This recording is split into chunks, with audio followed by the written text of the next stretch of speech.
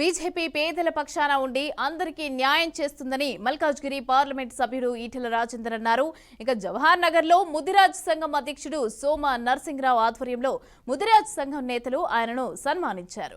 జవహర్ నగర్ ముదిరాజ్ భవన నిర్మాణానికి ఎంపీ నిధుల నుంచి 50 లక్షలు ఇవ్వనున్నట్లుగా ఈటెల తెలిపారు. ఇక మొదటి విడతగా నిధులు మంజూరు చేసిన ఆయన రెండో విడతగా మిగతా నిధులు కూడా విడుదల చేయనున్నట్లుగా తెలిపారు. పెండింగ్ వర్క్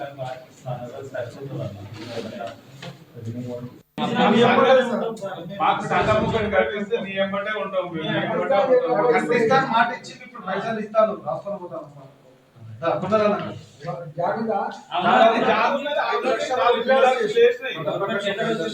మన కలెక్టర్ నిలబడే కట్టించేసి వాళ్ళు మొత్తం గవర్నమెంట్ టెండర్స్ అయింది బ్యాలెన్స్ వర్క్ అని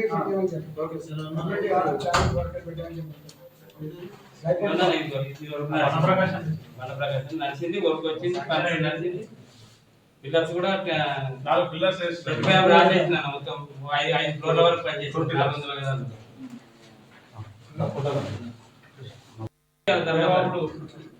400 కట్టింది దాన్నే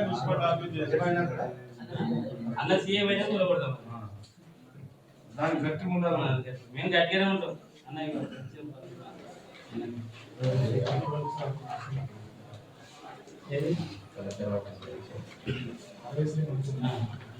పెండింగ్ వర్క్